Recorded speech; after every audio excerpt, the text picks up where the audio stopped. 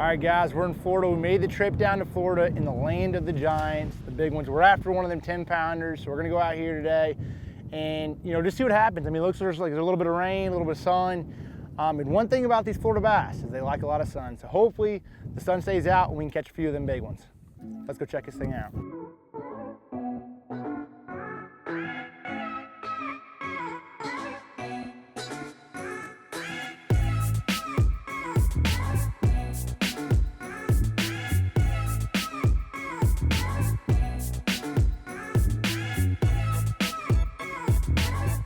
That's what I'm talking about. Nice Florida chunker.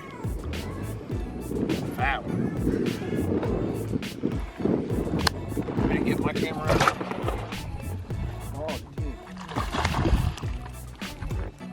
There we go. Now we're catching a couple. I love how dark those Florida bass get. Nook.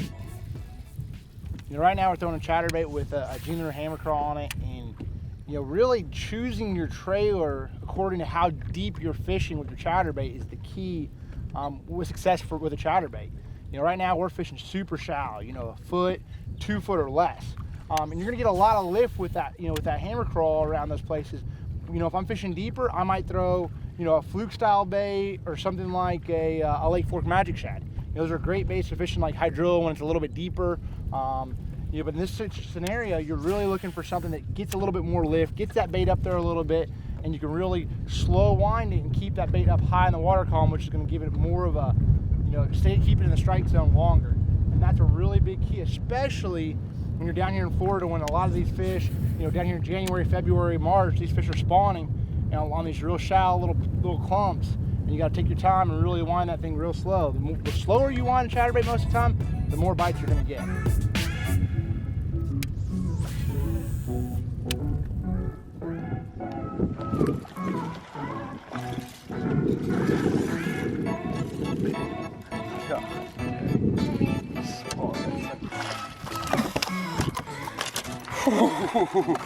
Uh-oh, uh-oh, uh-oh. Yeah, another good one.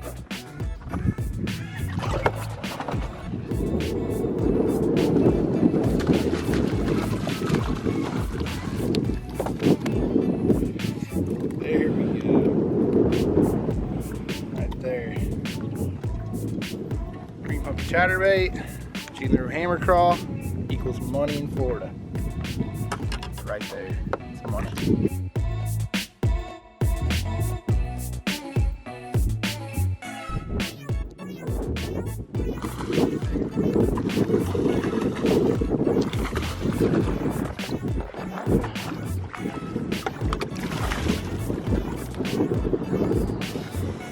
Yeah. That's awesome.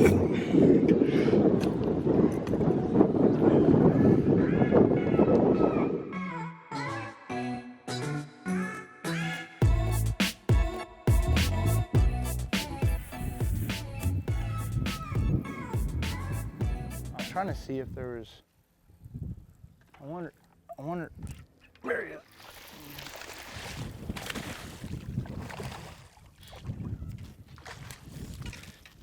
Yeah.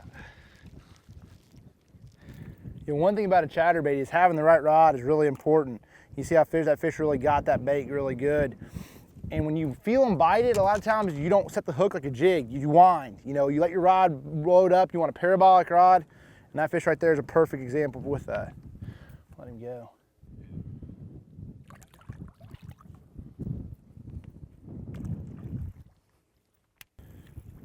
Starting off this morning, it was tough. And, making decisions throughout the day and just letting the fish tell you what's happening, it can be difficult. Throwing a prop bait, throwing a chatterbait, picking up a big weight, and not getting very many bites. And so, on a windy day like this, they're biting somewhere. When you have a warm day, water temperature's rising in Florida, they're biting somewhere. You just got to get in the right area. And for me, we finally got up shallower, really shallow. And I'm talking 6 inches to possibly a foot, foot and a half. Started winding that chatterbait around and everything started clicking. Started getting bites. I mean, I'm literally, stirring up mud with my trolling motor and getting these bites. And these fish are even shallower than that. So you know, sometimes going outside in the warm, especially on those warm days, and going even shallower, pushing even shallower can be the key in getting a few bites, especially some good ones.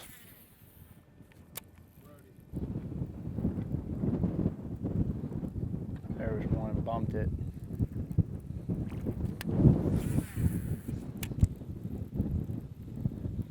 Oh, little. Ooh. That's bound to happen eventually today with this many people on the boat. Yeah. Got her.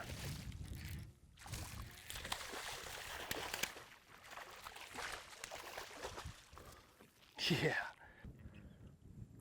That fish right there I would have never caught if I wasn't paying attention.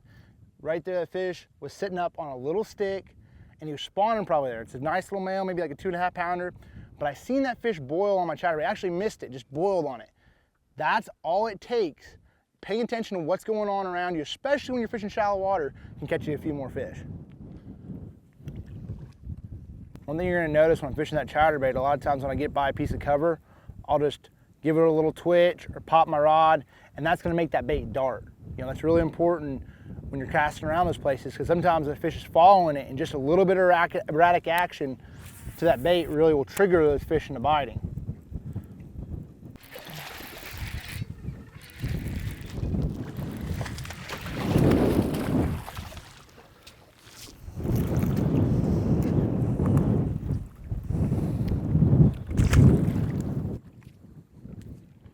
Might have to put a new hammer craw on. That one done got ate up. We're gonna take him off. And got ate up, teeth marks everywhere. Get just another one.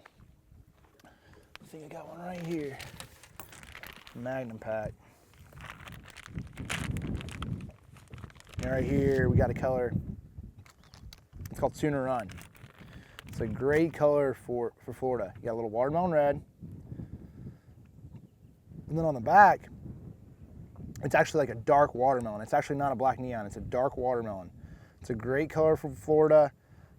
It really just shows up well in the watercolor that you have down here, that tannic water, and it reflects a lot of that sunlight, that little red flakes. I really like that dark watermelon color, that Sooner Run color down here. I mean, you always hear about black and blue, you hear about June bug. Those are the typical Florida colors, but that color right there, especially on the back of a chatterbait, that dude right there is a catcher.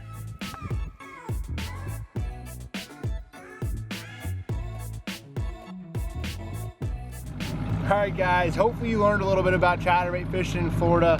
Had a lot of fun showing you guys around. We're about to let these fish go. These fish are relatively ready to go back. Capture them for a couple hours. It's beautiful Florida bass. There we go. One thing I always try to do is get out a little bit deeper water, give these fish some time. Oh, that's a nice one. These are beautiful fish. Give these fish a little bit of, oh yeah. Try to make sure there's nothing left in there. Look good on that side. Slide over on this side. Absolutely. Gorgeous. That's the one thing about these fish in Florida, just their markings, how dark they are. Man, beautiful. Got those orange bellies. Hey, buddy. Take off. Got some really nice fish in Florida, I'm telling you what. There's another one, man. That's just another fish. You just look at those real distinct markings on those fish. Those Florida strain bass are unbelievable. Got a little tail markings up from last year. It's not even from this year yet. Go ahead, man. She goes off. It might have that's it. Make sure. That's it. That's all on the Triton live wells. Hope you guys learned a little bit. Had a lot of fun talking to you guys about some chatterbait fishing. And hopefully that helps you guys catch a few more fish next time you're out in the water.